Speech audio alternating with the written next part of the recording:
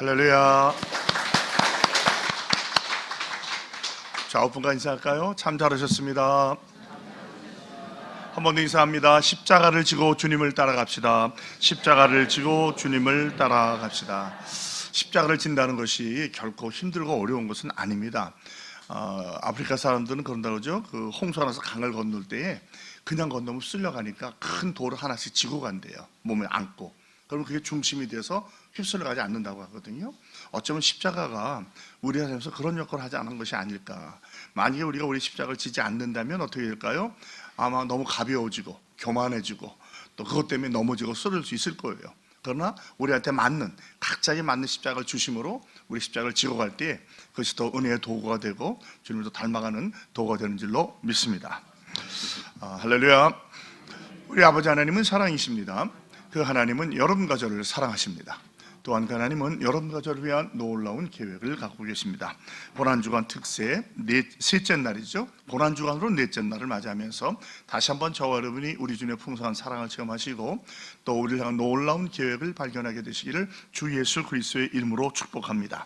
오늘 봉독한 말씀으로 사랑과 배신이라는 제목으로 여러분과 함께 은혜를 나누기 바랍니다. 말씀 제목 같이 읽어볼까요? 사랑과 배신. 무슨 드라마 제목 같지 않아요? 사랑과 배신. 근데 이게 오늘 말씀에 그대로 나와요. 오늘 말씀은 우리가 아는 것처럼 그 베다니 문둥이 시몬의 집에서 한 여인, 우리가 알고 있기는 마리아라고 알고 있는데, 이 마리아가 주님께 값비싼 향유옥합을 깨워서 드리는 것, 그리고 그것을 위해서 아주 비난하고 험하게 말하는 사람이 있는가 하면 주님은 칭찬해 주셨고, 그리고 그걸 중심으로 앞으로 유대인의 지도자들이 예수님을 팔려고 하는 계획, 또 가룟 유다가 주님을 팔려고 하는 계획이 있어요. 그래서 이 두 가지를 이제 문학적인 기법으로 샌드위치 기법이라고 그래요. 양쪽에 빵을 넣고 가운데 고기가 있어요. 저는 샌드위치 먹는 게 바깥에 먹고 싶은 거예요? 안에 먹고 싶은 거예요? 안에가 먹고 싶지 않아요. 그러니까 핵심은 팔려고 하는 그 계획보다는 마리아의 헌신에 있는 거죠. 우리가 이것을 중심적으로 살펴보길 바랍니다. 오늘은 글쎄 이제 그 휴식의 날이라고 그래요. 개선의 날, 또 성전 청결의 날, 논쟁의 날, 그리고 오늘은 휴식의 날이에요. 실제로 많은 사람들은 말하기를 성경에 보면 예수님께서 수요일날 하신 것이 없다고 이야기를 하고, 이 일자의 변경에 따라서 오늘 이 일을 화요일 저녁에 하셨는가 수요일 저녁에 하셨는가 논쟁이 많아요. 이 비슷한 내용이 신약에 4번 나오거든요. 누가복음에 나온 거는 좀 전혀 다른 이야기고, 요한복음에 나오는 것은 오히려 유월절보다 한참 전이라고 얘기를 해요. 우리가 보는 것도 6월절 이틀 전이거든요. 조금 내용은 같을지라도 차이가 있는데, 마태복음 26장과 마가복음 14장을 말씀 보면 거의 같아요. 같은 맥락이에요. 6월절 이틀 전이라고 말하면 수요일을 말하거든요. 그래서 오늘 이러한 일이 있었다고 볼 수 있어요. 어제는 주님께서 정말 굉장히 피곤하셨죠. 많은 논쟁을 벌이시고 당신의 권위를 살피시고 그랬는데, 특별히 주님께서 우리가 기억할 수 있는 것은 뭐냐면, 서기관이 물어잖아요. 크고 첫째 되는 계명이 무엇입니까? 그랬더니 하나님을 사랑하고 이웃을 사랑하라고 말을 해요. 이것이 우리 신앙생활의 핵심입니다. 저와 여러분도 항상 하나님 사랑, 이웃 사랑을 놓치지 말고 살아가시 바랍니다. 그런 맥락에 볼 때 오늘 이 마리아의 헌신은 바로 하나님 사랑과 이웃 사랑이었던 거죠. 종교 지도자나 가룟 유다는 자기 이익만 챙기려고 그랬던 거예요. 때때로 우리가 신앙생활을 한다고 하면서도 어떤 습관이나 틀에 젖어버리니까 핵심을 놓치고 나를 중심으로 모든 것을 생각하고 행동하는데, 그것은 진정한 신앙의 모습이 아닙니다. 그래서 오늘 말씀을 보면서 우리가 어떻게 마리아와 같은 헌신, 주님을 사랑할 수 있을까? 그리고 가룟 유다와 같은 실수, 종교 지도와 같은 그 잘못을 피할 수 있을까를 생각해 보길 바랍니다. 이 값비싼 향유 옥합을 드렸다는 것은 최고의 존경과 헌신을 말해요. 이 향유 옥합에 대한 이야기가 이제 나오는데, 오늘 본문 3절로 5절을 같이 읽어볼까요? 예수께서 베다니 나병 환자 시몬의 집에서 식사하실 때에 한 여자가 매우 값진 향유 곧 순전한 나드 한 옥합을 가지고 와서 그 옥합을 깨뜨려 예수의 머리에 부으니 어떤 사람들이 화를 내어 서로 말하되 어찌하여 이 향유를 허비하는가? 이 향유를 300데나리온 이상에 팔아 가난한 자들에게 줄 수 있었겠도다 하며 그 여자를 책망하는지라. 베다니는 예루살렘에서 동남쪽으로 기드론 골짜기를 지나서 언덕을 넘어가면 있는 곳이에요. 대략 3km 정도, 심리가 안 되는 곳이에요. 베다니의 말의 뜻의 자체가 뭐냐면 가난한 자들의 집이다. 베스, 그 다음에 아니하고 나와서 가난한 자들의 집이라는 뜻이 있어요. 그러니까 문둥병이 시몬의 집이 그렇게 부잣집은 아니었던 것 같아요. 그런데 그 집으로 가게 됩니다. 다른 성경에 보면 바로 나사로와 마리아와 마르다가 살던 집이라고 그래요. 그래서 학자들은 말하기를 이 시몬이 아마 이 세 온유의 아버지가 아니었는가, 이제 앞뒤로 맞춰보는 거죠. 그러면 이야기가 맥락이 맞는다고 그래요. 그리고 나병 환자라는 얘기는 지금은 나병 환자면 집에 들어갈 수 없으니까 이미 나병도 나음을 받았을 것이다, 그렇게 얘기를 합니다. 거기서 이제 식사 만차로 가시죠. 그때 한 여자가 왔는데 여기서는 한 여러 가지만 요한복음이나 다른 누가복음을 보면 마리아라고 얘기가 나와 있어요. 물론 마리아는 아주 흔한 이름이지만 또 학자들은 이야기하기를 바로 이 여자가 바로 나사로의 여동생, 마리아의 여동생 마리아였다고 말을 해요. 그러니까 상당히 의미가 있다고 생각하죠. 그런데 매우 값비싼 향유, 순전한 나드 한 옥합을 가져와요. 여기 가치가 얼마라고 했죠? 얼마에 팔 수 있다고 그래요? 300데나리온이에요. 300데나리온이면 얼마냐? 노동자가 300일을 일하는 거예요. 그러니까 1년에 휴일 빼놓고는 거의 다 일하는, 절기 빼놓고. 굉장한 거죠. 오늘날로 말하면 보통 한 3천만 원에서 4천, 5천만 원, 사람의 그 일에 따라서. 그러니까 일상 노동자라고 하면 3천만 원 정도 가는 돈이에요. 적은 돈은 아니겠죠. 향유옥합 하나가. 그러니까 얼마나 귀한 건지 아시겠어요? 이스라엘에서는 나지 않아요. 그래서 인도에 있는 히말라야 산정성에는 그 독특한 풀에서 나오는 건데 굉장히 고급 향유인 거예요. 제가 종종 말씀드리지만 성지순례를 가다 보면, 특별히 애굽을 가게 되면 거기서 그 향수를 파는데 꼭 가이드가 데리고 가요. 엄청 비쌉니다. 우리가 사는 그런 향수 정도가 아니라 향수의 원액은 말도 못하게 비싸요. 잘 보여주려고도 하지 않아요. 그래서 딱 봐서 살 사람 아니면 아예 설명도 안 해주거든요. 그런 향유예요. 그러니까 이게 이 마리아가 이걸 어떻게 가지고 있었을까? 학자들은 말합니다. 이것은 거의 그 한 여자에게는 자기 생명과 같이 귀한 것. 그러니까 자기 혼자는 모을 수 없는 거죠. 그래서 부모님 때부터 물려 나오는 건 아니다. 우리가 유사시에 옛날에 금비녀, 금가락지 갖고 있다가 유사시에 쓰잖아요. 그런 거였다는 거예요. 특별히 여자가 시집갈 때 지참금으로 가져가는, 그래서 갖고 있는 그런 것이고, 정말 급한 일이 있을 때는 필요하다면 열어서 한 방울 두 방울 쓰는, 향이 굉장히 좋겠죠. 그런 향유를 말하는 거예요. 그걸 갖고 있다가 예수님께 가져와서 그것을 그냥 붓는 정도가 어떻게 해야 돼? 향유옥합을 깨서 부었다고 그래요. 깨서, 머리부터. 그러니까 어떤 성경에서는 머리에 부었다고 그러고 어떤 데는 발에 부었다고 하는데 보는 관점과 시각의 차이일 거예요. 왜? 머리에 부으면 발까지 내려갈 테니까. 그리고 또 한쪽에서는 여인이 머리를 가고 주님의 발을 씻겼다. 오늘 아까 그림 보셨지만 그 장면이 나오잖아요. 그 성화에 나오는 건데 그런 것을 한 행위를 볼 수 있어요. 그런데 어떤 사람들이 막 화를 내요. 이걸 왜 허비하느냐라고 얘기해요. 그래서 저는 종종 지난번 한번 내가 설교한 적이 있는 것 같은데 이것을 거룩한 낭비다. 낭비는 낭비인데 거룩한 낭비. 주를 위해 쓰는 것은 낭비나 허비가 아니라는 거죠. 그러니까 이론적으로 이성적으로 보면 이걸 가지고 굳이 할 수는 300데나리온이면 얼마를 먹일 수 있는 줄 알아요? 주님께서 오병이어로 몇 명 먹였죠 그때? 5,000명이죠. 그때 얼마가 드려도 5,000명 못 먹인다고 그래요? 200데나리온을 드려도 장정 5,000명을 못 먹인다고 그래요. 그럼 300데나리온이면 얼마를 먹인다는 거예요? 장정 7,500명을 먹일 수 있다는 거예요. 하여튼 놀라지도 않으셔. 이게 요만한 거 하나 가지고 7,500명을 먹을 수 있다는 거예요. 그러니까 이거를 세상 눈으로 보면 이건 말도 안 된다. 이거 구제할 수 있지 않느냐. 특별히 유월절과 무교절에는 구제를 행하는 그런 관습과 전통이 있었어요. 그러니까 당연히 해야 되는 거다라고 생각을 하는 거죠. 그러니까 이들은 하나는 보고 둘은 못 본 거예요. 사실은 주님께서 이 여자가 내 장례를 준비했다고 하지만 마리아도 알고 한 것 같지는 않아요. 다만 주님에 대한 은혜와 사랑을, 감사와 사랑을 표현했는데 그게 happen to be 주님의 장례를 준비한 게 돼요. 우리도 종종 그런 일 있잖아요.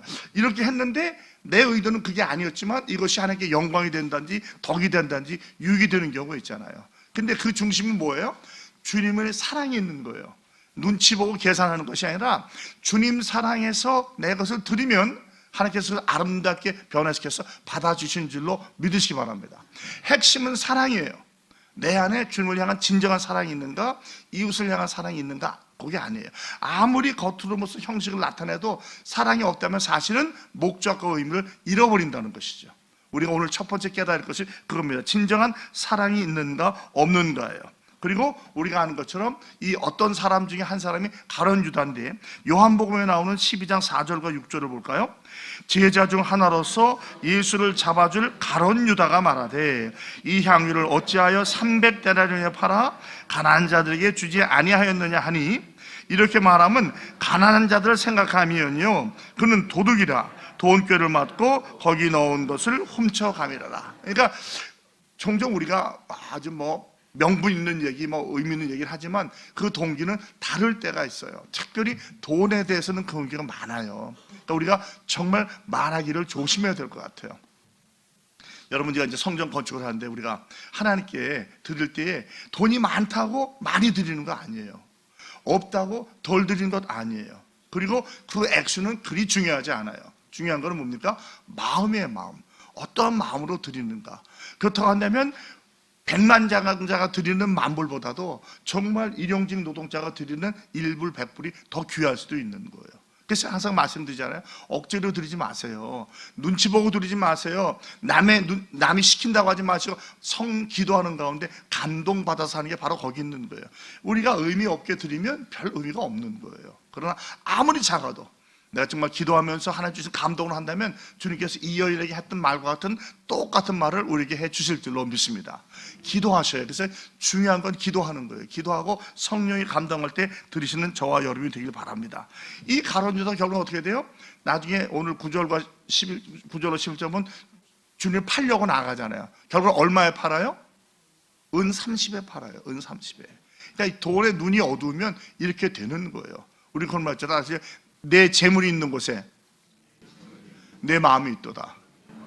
마음이 있는 곳에 재물이 있는 게 아니에요, 여러분. 재물이 있는 곳에 내 마음이 있어요. 그래서 그 사람이 돈을 어떻게 쓰는가를 보면 그 사람의 신앙을 알 수 있다는 거죠. 미국에서 그런 말을 해요, 목사님들이 종종. 그 사람의 그 체크북, 수표 쓰는 그 책을 보여주면 그 사람의 신앙생활이 어떤지 알 수 있다고 그래요. 다시 말하면 그 사람의 재정을 어떻게 관리하는 걸 보면 신앙이 어디쯤 있는지 알 거예요. 목사, 장로, 권사 소용없어요, 여러분. 직분이 중요한 게 아니에요. 여러분, 직분 받아 또 헌금 많이 합니까? 그렇지 않아요. 또 정말 진심으로 합니까? 그렇지 않을 때도 있어요. 남의 눈치 보면서 할 때가 있어요. 중요한 것은 내 마음의 감동이에요. 하나님께서 나한테 어떤 마음을 주시는가, 그걸 가지고 드리는 거예요. 여러분, 이제 성전 건축이 얼마 남지 않았어요. 어제 장로들 보고 보니까 벌써 콘크리트 다 깔았더라고요. 지하가 다 깔리는 거예요. 이제 지하 들어가는 램프 만들어요. 그럼 이제 지상으로 올라가는 거예요. 얼마 남지 않았습니다. 여러분, 생각보다 시간이 빨리 지나가요. 기도하는 가운데 하나님 주시는 감동으로 하나님께서 드릴 때에 주님께서 기뻐 받으시고 아름다운 성전이 완공될 줄로 믿습니다. 그래서 우리가 마음과 목숨과 뜻과 힘을 다 주님을 사랑하죠. 그 사랑 중에 가장 좋은 표현 중에 하나가 저에게 재물이에요. 재물이라고요. 액수가 과다가 아니라 내가 정말 나에게 소중하게 느끼는 것을 주님께 드릴 수 있는 거 아닌가. 그게 주님에 대한 사랑으로 나타나요. 그때 주님께서 막 책망할 때 뭐라고 말씀하시죠? 6절로 8절입니다. 예수께서 이르시되 가만두라. 너희가 어찌하여 그를 괴롭게 하느냐? 그가 내게 좋은 일을 하였느니라. 가난한 자들은 항상 너희와 함께 있으니 아무 때라도 원하는 대로 도울 수 있거니와 나는 너희와 항상 함께 있지 아니하리라. 그는 힘을 다하여 내 몸에 향유를 부어 내 장례를 미리 준비하였느니라. 그 당시에 유대인들의 관습은 죽은 자들에게 향유를 붓는 거예요. 유향과 모략을 붓잖아요. 그러니까 주님은 당신은 이제 죽을 걸 알고 계셨잖아요. 이 사람들은 아직 모르고 있습니다. 그 힌트를 받은 사람도 있을지 모르겠지만 학자들은 대개 이 여자가 그걸 알고 한 것은 아니라고 그래요. 그냥 주님이 주신 마음으로 했는데 그게 그런 일이 된 거예요. 이 마리아가 주님을 사랑하다 보니까 주님의 마음을 깨닫게 되는 거예요. 저를 한번 따라해 주실래요? 주님을 사모하면, 말씀을 사모하면 주님을 사랑합니다. 그러니까 주님 사랑하는 거 다른 데 찾지 마시고 말씀을 사모하셔요. 말씀대로 살려고 애쓰셔야 그것이 곧 주님을 사랑하는 모습이고 신앙의 모습인 거예요. 뭐 남들이 어떻게 하니까 나도 하겠다 필요 없어요. 주님 보고 주님을 사랑하면 하나님께서 기뻐 받아주실 줄 믿습니다. 그러니까 주님의 장례를 준비하는 거예요. 물론 지금은 주님의 장례를 준비하는 시대는 아니에요. 지금 뭘 준비하는 거죠? 주님의 재림을 준비하는 거예요. 그러니까 어떤 것은 그러나 같은 맥락이에요. 장례를 위해서 이런 준비하는 과정이 있는 것처럼 재림을 위해서 준비하는 과정도 있어요. 준비하는 과정은 무엇이냐? 우리가 주님을 사랑하는 거예요. 최선을 다하는 거예요. 기회를 놓치지 않는 거예요. 오늘 마리아가 그런 삶을 살았거든요. 주님이 언제 오실지는 아무도 몰라요. 오늘이 될 수 있고 내일이 될 수 있어요. 아니면 100년 뒤, 1000년 뒤가 될 수 있어요. 우리에게 그것은 중요하지 않아요.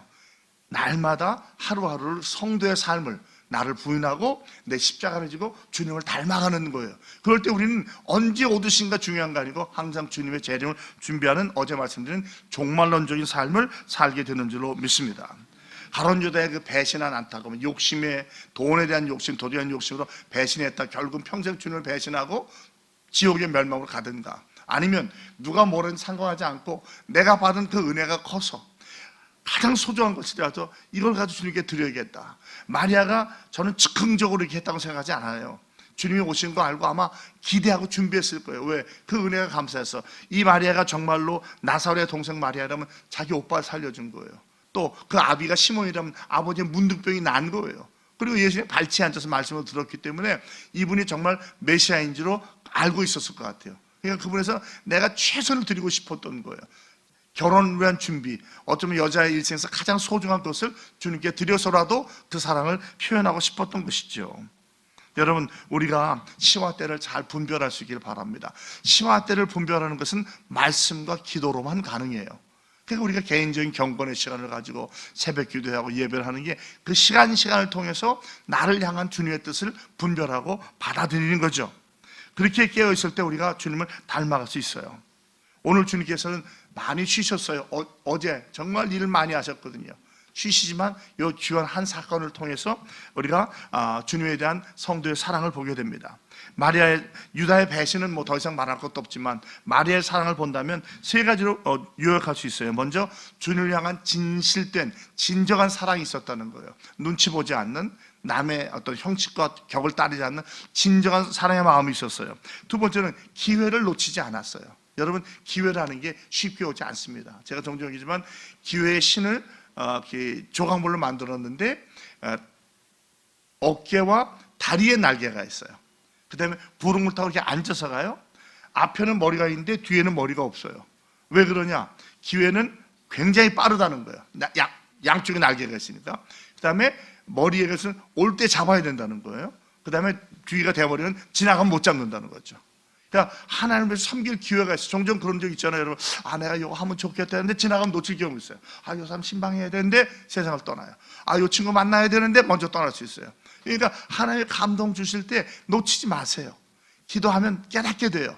기회는 놓치면 다시 안 와요. 특별히 우리가 섬길 수 있는 기회, 하나님께 헌신할 수 있는 기회, 뭐 손님을 대접할 수 있는 기회가 항상 오는 게 아니에요. 놓치지 마시기 바랍니다. 그 다음에 세 번째는 최선을 다하는 거예요. 최고가 될 수 없을지 몰라도 최선 다하면 주님 그것을 최고로 받아주시는 줄로 믿습니다. 내 형편 안에서 내가 쓴 최선을 다한다면 하나님을 기쁘시게 이웃을 행복하게 하는 줄로 믿습니다. 오늘 마리아의 헌신을 통해서 우리가 우리 주님의 진정한 사랑을, 기회를 놓지 말고 최선을 다해서 드리시는 우리 모두가 다 되시기를 주 예수 그리스도의 이름으로 축복합니다.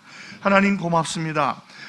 귀한 고난주간 셋째 날을 맞이하게 하시고 주님께서 베다니 시몬의 집에서 마리아의 헌신을 받고 사람들은 책망하고 험담했을지라도 주님이 기뻐하시면서 아니다, 이 여자가 나를 위해서 내 장례를 준비했고 복음이 전파되는 어디에서든지 이 여자의 일이 기억되게 하셔서 오늘도 우리가 그것을 기억하게 하시니 감사합니다. 하나님, 우리가 언제 어디서 무엇을 하든지 간에 항상 주님과 이웃을 사랑하는 마음을 놓치지 않게 도와주시옵시고 주어지는 기회를 놓치지 않게 하시며 최선을 다해서 주님과 이웃을 사랑하는 복된 성도의 삶, 진정한 제자의 삶을 살아가는 우리 모두가 되게 하여 주시옵소서.